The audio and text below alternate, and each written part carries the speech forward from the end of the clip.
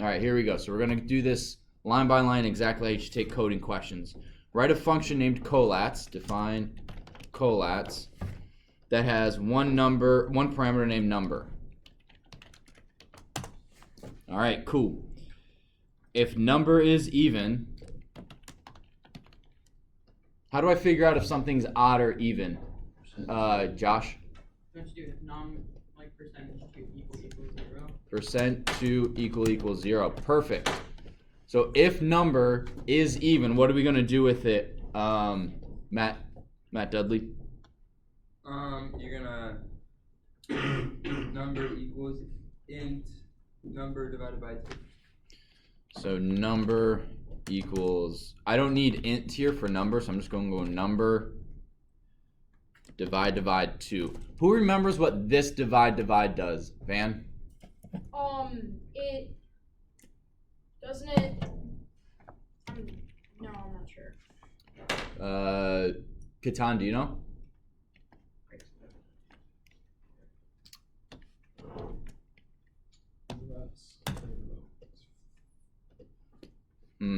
Seven. Josh? Floor division, integer division. Which isn't necessary, because if it's even, it's going to be divisible by 2, right? So, what's up, Libby? What does floor division mean? Means if it's 3.5, it automatically rounds down to 3. Oh. So if we look here, 7 divided by 2 is 3.5, and it nukes the 0.5. So it'll always round down. Always rounds down, yeah. But if it's an even number and we're dividing it by 2, it's always going to be, we're not going to have a decimal. So you don't really need that, but that's what the book says. And then we also, so we want to print the new number, and we also want to return number. Should print and return this value. If number is odd, they Collatz should print and return 3 times the number plus 1. So we're just going to go do this. Copy. Paste. And I'm just going to make this else. The number is, what is this again, Nick? What are we supposed to do with this if it's odd? Multiply by. Yeah, so it's 3 times number plus 1. Yep. Print number and return number. So that's all we need to do for Collatz, I think. Then it says, then write a program that lets the user type in an integer that keeps naming Collatz on that number until the function returns the value 1. Whoa, okay, hang on, whoa. That's a little less straightforward than the previous line. So what we're going to do is then write a program that lets the user type in an integer. So if we need a user to type in an integer, what do we need to do? Have an input. So times is int input, and what they want to enter a number, enter an integer. So please enter a number. Okay. That keeps calling Collatz on that number until the function returns the value 1. Whoa.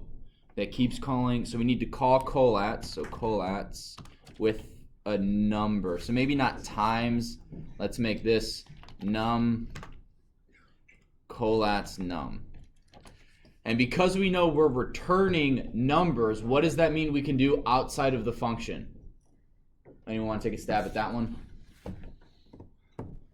So if we're returning a value inside of a function, outside of that function, what can we set? What can we do? I can use that number. Give me more. Elaborate. I don't know. For what?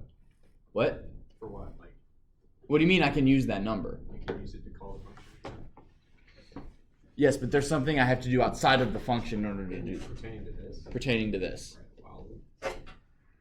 Yes, but that's one step ahead of where I'm at. No, I don't know what step you're. You're like, yeah, you're lost, Mr. Stolter.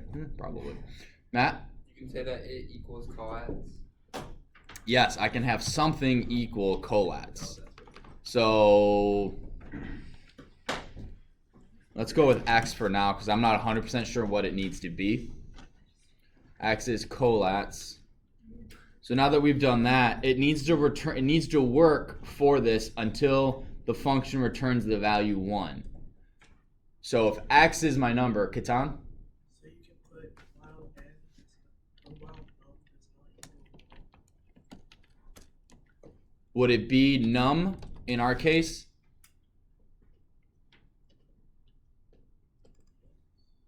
Yes, or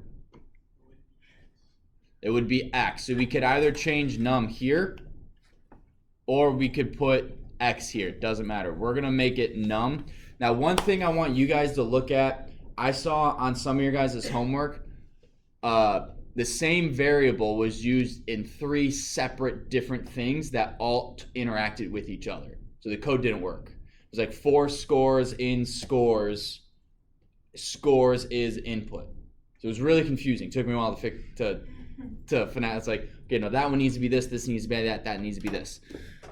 What I want you guys to notice is that just because I have num here, this is okay, because I'm going to type in the number 3, and then I'm rewriting what num is going to equal. Num is going to equal the returned number of whatever 3 would be. So by typing 3 in here, because num here is defined as 3, we then pass 3 onto here. So 3 gets put into here. Is 3 divisible by 2?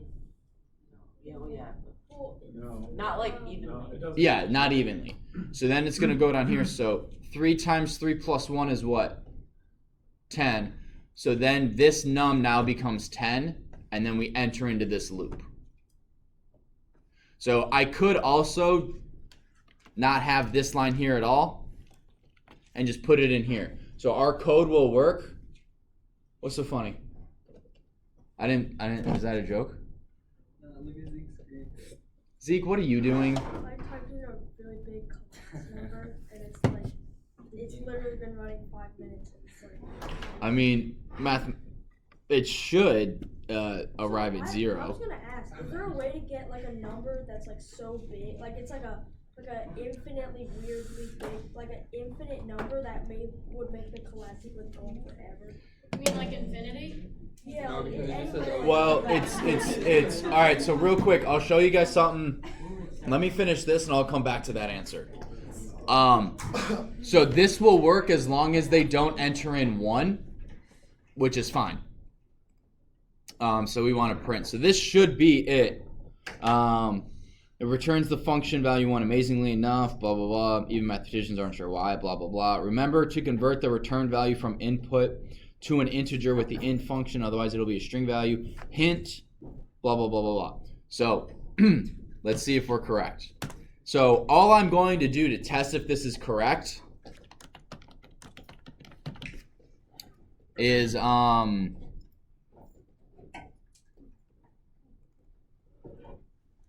only thing I'm going to do is I'm going to type in exactly what they type in the example, which is 3, 10, 5, 16, 8, 4, 2, 1. Darn it. It got me today. Got me today. Got me too.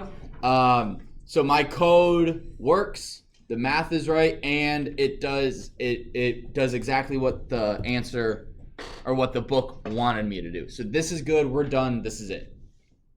That's the problem. Any questions on how we did something or why, Christine? Well, I mean, I did it differently. I mean, can I show you this after? Sure. If you did it differently, but it still works, is that okay? Yeah. You do need, this needs to be outside of the while loop or outside of the function. If you put it inside the function, And yeah, it is outside of the function. That part I did a little differently. okay. What about you, Libby? My while loop's inside the function. Okay, it should have been outside the while loop, but if it works, okay, more or less it's fine. I heard my name, Zeke. What? I like it. Oh yeah, I forgot I put that there. Thank you. Unbuttoned my shirt too, apparently. Okay. That's the Collatz sequence. Now to answer Zeke's question, is there a big enough number that I can do that screws up Python? Yes, Van. I tried with a number that took up 3 lines of the entire screen, Mhm. and yeah, it just said overflow error. Yeah, so there is a I want my limit, CPU to like, but so format 1.00, comma. This is something we're gonna learn. There's a couple extra things that the book doesn't cover that I cover in the other intro, and there'll be a day of like, okay, here's some things that are helpful, not necessarily covered in the book. This is one of them. Point to F. So what this will do is this will actually format a number for you. So when we do money, this is one thing I'll want you guys to do. But for now, we're gonna put this as too many digits, memory error. That makes sense. Why would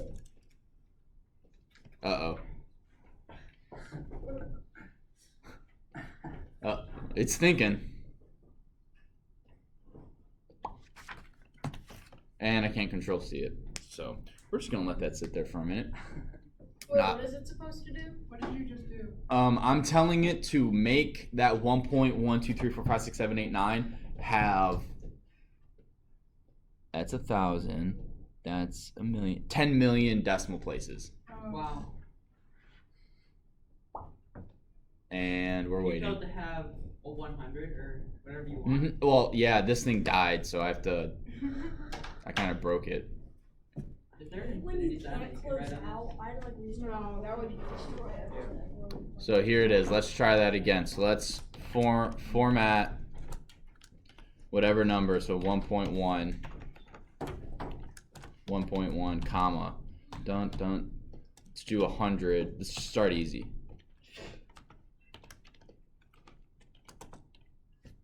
Right? So it's weird that after, a couple dozen decimal places, we get all of these random numbers and then it goes back to 0. Oh yeah, why does that happen? I don't know. Ask your Can I math look it up? teacher. Go ahead. See, but that one didn't do it. But I know if we go far enough. 1.1. Oh wait, no, it's not. Yeah, No, yeah, I can't look it up. it's the same number too, I think. 888-1784. Yeah.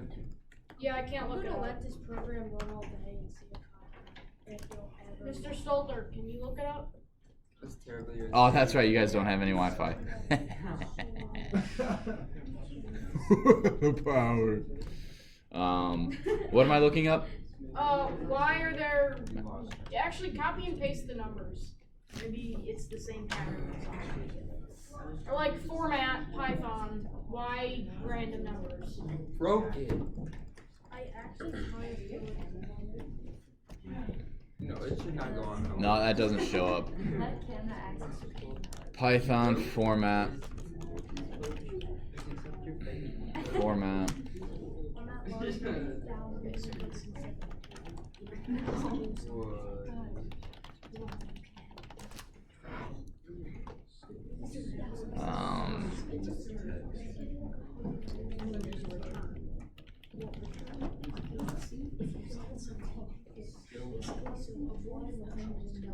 I don't know. It just asks. It just shows me this is how you format a number with decimal places. So I'll have to put more effort into researching that. All right. Shh.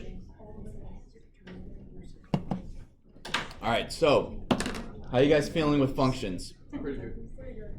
Pretty good. Are there any? I know. All right. We'll just start. I'm still not fully understanding why you need to type a variable within the function parentheses. So that's let's say your job is to you're not the person at Starbucks that makes the drink. You're just the person that says the name and hands it to the person, right? You're brand new, right? That's your one job. Can you do your job if you're not given a name? No, that's what we're doing. We're giving the function information it needs to do its thing. So when we do So when we did this Collatz sequence, it's not, all it's doing is it's determining the next number in the sequence and spitting out that number. Okay. And then it's taking that number that it spits out, bringing it back in, and evaluating it again, and spitting out a new number. That makes sense. So that's in essence all we're doing is we're giving it a name for it to shout out. So you're pretty much just like giving it a, like in this case, a number to work with. Mm-hmm. Okay. And then in your homework, you guys will have to get information from the user, so name, age, salary, and state, and then you have to pass that information on to the one that calculates taxes. The way taxes work in the problem is not how they actually work. I put a disclaimer. I know how taxes work, so just FYI. Matthew Johnston, you had a question? I just wanted to see the code again because I had some errors I wanted to fix. Oh yeah, take a look. Zeke, did you have a question or? So is there? Cause I like know when I have any problems. Like I try to look at the book, but the book doesn't always have the answers. Like if I was gonna study where are we following exactly the book? Like are we at exactly chapter 3? Cause I'll know I'll try to find different things. Like I was just trying to look up separate functions and stuff. Like the SEP? Yeah, stuff like that. And I mean that's in the book, and we're following along with the book. So if we go to the book's website, just some of the things I haven't been able to find. We can't go to the books. I know. I'm just saying. Because if you use Control F to find something, it'll search the whole thing and point it out to you. Because I'm looking at SEP right now on chapter 3 in the book. So are we just on chapter 3, or did we go a little bit? Well, you're going to use if statements on the quiz, and so everything that was learned behind us. Yes. Okay. Yeah. So you guys, there may be a question or two with SEP on the test or on the quiz. Again, it's not. All right, Katan, Micaiah, Josh, what you guys doing? Working on code. That's believe. All right. No, they showed me the screens and I didn't see any alt tabbing. So unless they got it if I tilt my surface a certain way, switch as I turn my T. What? No, it's like I had a feature set to do that. That would be really cool. I would actually be I'd be impressed, but then come on. What else? Specific questions? You guys, Libby?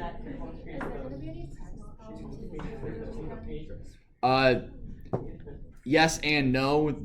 I'll give you guys some practice problems specifically with functions, but the chapter 3 review, it will help you with the quiz on Tuesday.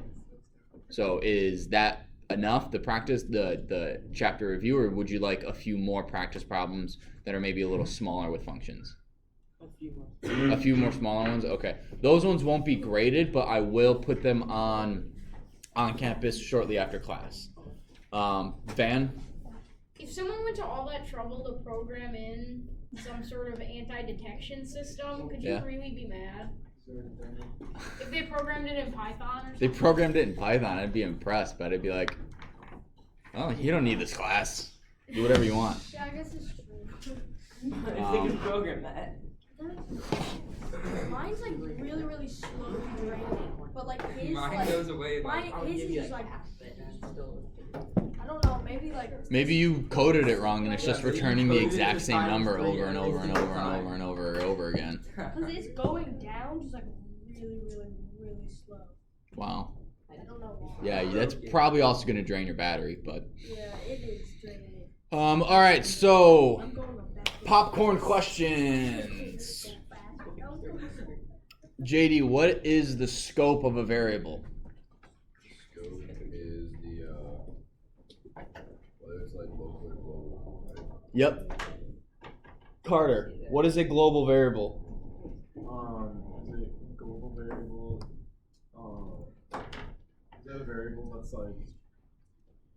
it has to have an input, someone else type that in? Nope. Camden, you want to help him out? A global variable. A variable that is used in every function.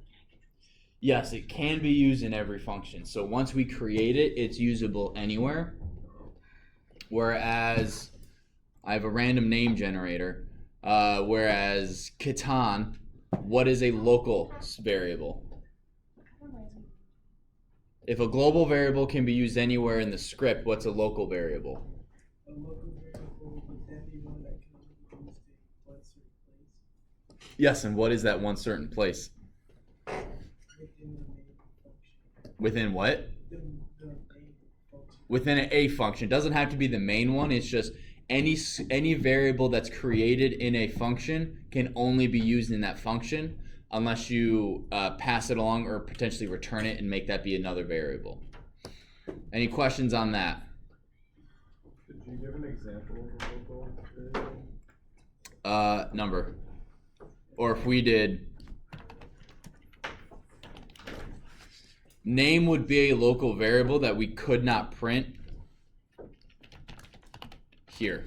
So name I can only print inside of the function Collatz. If I ran this, we'll get an error. You have to rename it.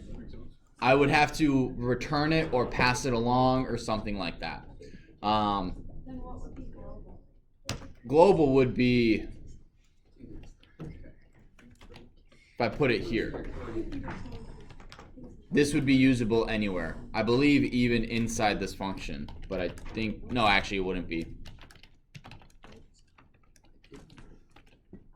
So global you put before the whole.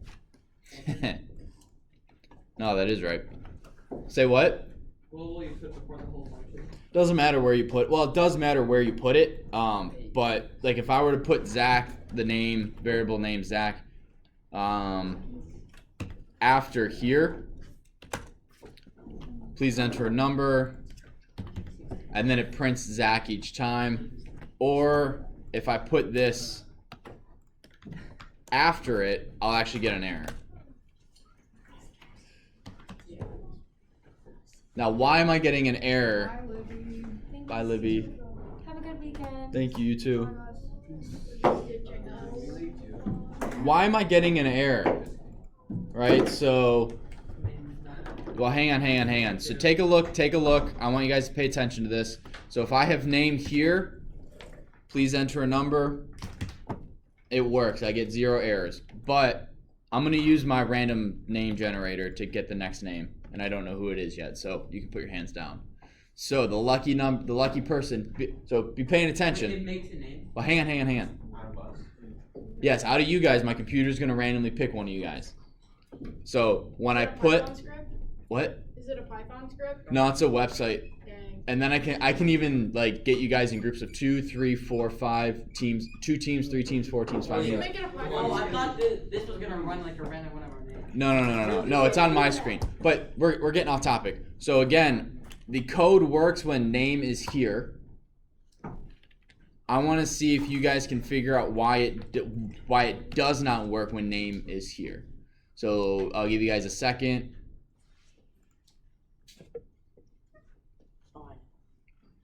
The lucky person is Nick. No way, that's. Definitely just picked me, it didn't actually say that.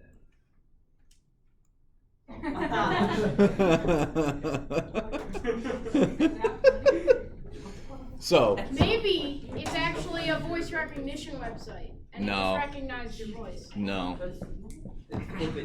No. No. So do you have any idea?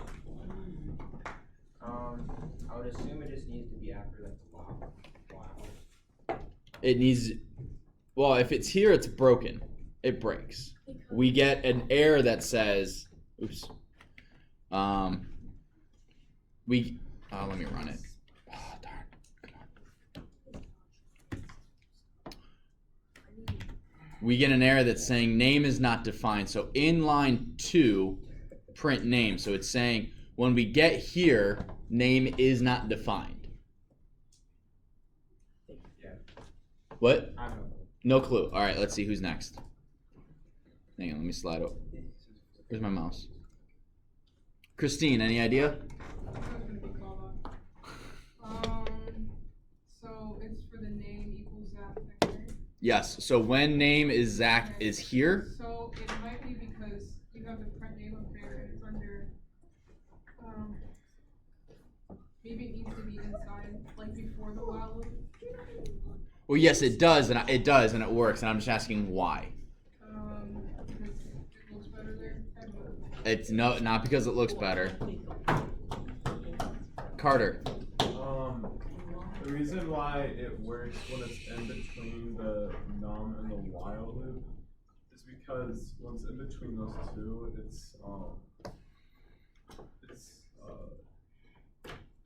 name is still within the function of Collatz. It is not. Guys. So look at the error. It's saying name is not defined. Put your hand out, Matt. When we are here in the code, name is not defined. Yeah. So how do we get to this line?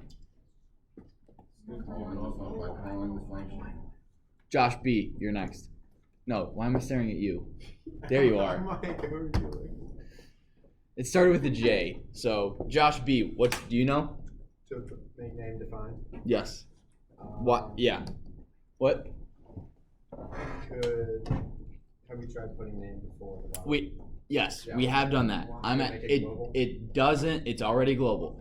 When name is here, the code does not work, and it says name is not defined. When it is here, it works. Oh, So I'm asking why. Why? Because you first had your function, and then it goes to num, and asks you what num is, and it assigns it to num. And then it goes down to name, and assigns name to Zach. And then it calls the function. Inside the function, name is already defined. Because it brings everything before. Yes. Yeah. Yes. Yeah. But then after that, after the function is run, it destroys. Yes. That's what I tried to say. So when we get to this line, when we actually call Collatz, is name defined? No. So that's why when it's here, it works, but when it's down here, we have not yet gotten to that line in the script, so it doesn't, so name has not been defined at that point, so it doesn't work. So location of global variables is very important.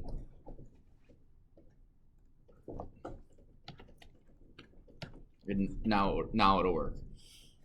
All right. Further questions? Do you guys all understand sep and end with print statements? Does separate just separates every string? Yes, I see some shaking of heads, so we're just gonna go through this real quick. It all goes back to like how like Python moves. Yes, num.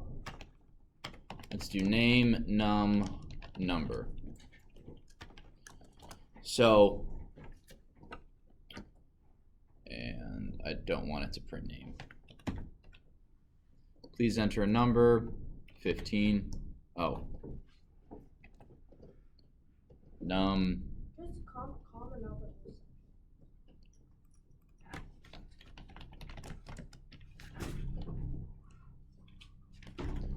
Okay, there we go.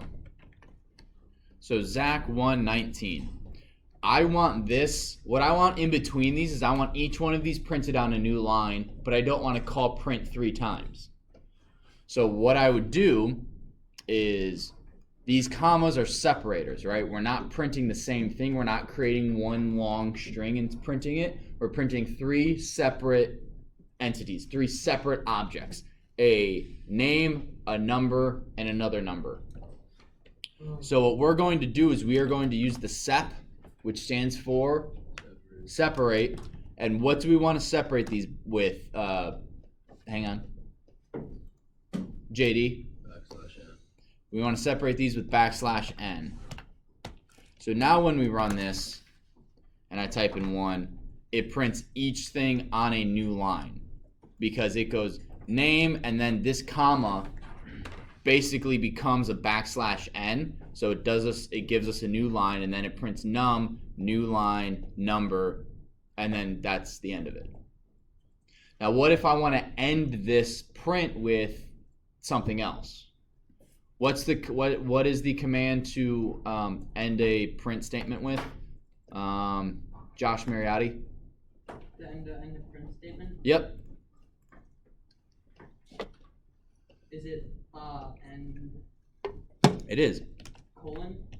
not end colon, but you got close enough. End equals. Okay. And what do we want to end this with, Thomas?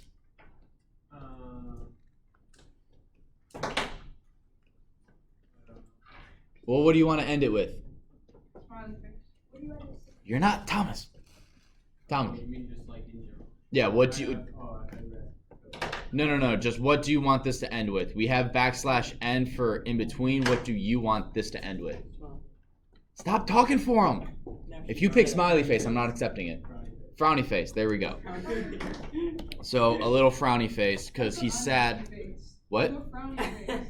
That's an alright. Okay. That is a Makes it frowny what's face. sad. It has to be little the. things. It has to be the less than. What? Or That greater was than like sign. No. Like that? Yeah. Yeah, angry face. What if we did? No, that's angry. And No, it he's could be unhappy.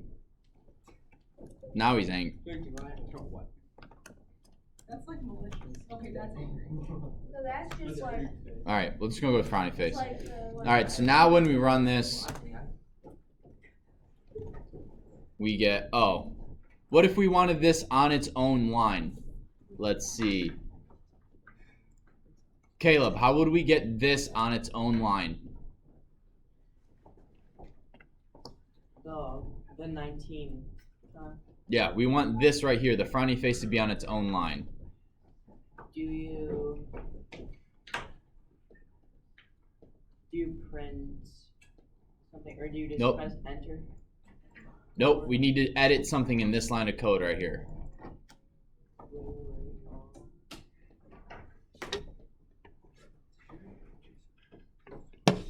Is it a for loop or no? Nope, you're complicating it. How did we print each one of these things on its own line? Zach 119. Just make a new line. Yeah. So what do we need to do here to get this on its own line? Print that. Right, but how do I print a new line and where do I put it? Van, you want to help him out? Oh, you put \n inside of the second set of apostrophes, and before, yeah, Here? like that. Think that'll work, Caleb? I guess. You guess. Exactly right. Now, the reason this only separates and it does not end.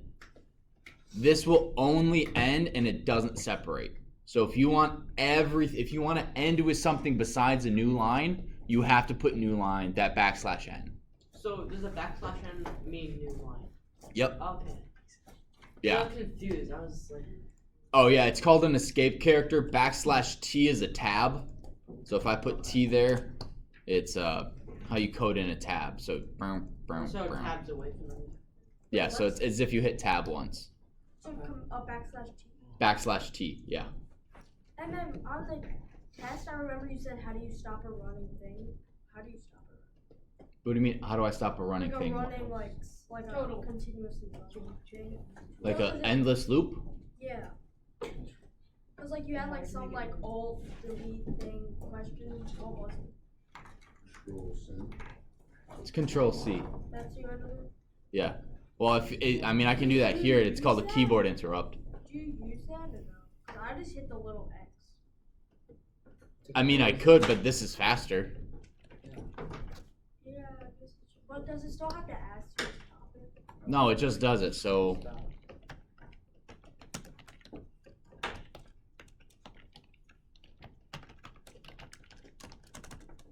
and then I just hit Command C and it stops. If I close out of it, I just lost all this work that I did. And I may want to go back and take a look at it if I'm testing it. So I wouldn't use exiting out as the way to stop an endless loop. I would use the keyboard interrupt. All right. So, any questions? Last minute. We have less than a minute. Actually, we have like 8 seconds. So, you guys can pack up. I'll see you on Monday. Again, quiz is on Tuesday. Review is on Monday. Practice problems will be up by the end of the school day. And they will not be graded, but I will take a look at them and say, hey, this is what you're missing, this is what you need help on, this is what you screwed up on. It won't be as detailed as a breakdown or points off as homework, but you will get feedback from me. Have a good weekend. Thank you, Mr. Scoper. You're welcome.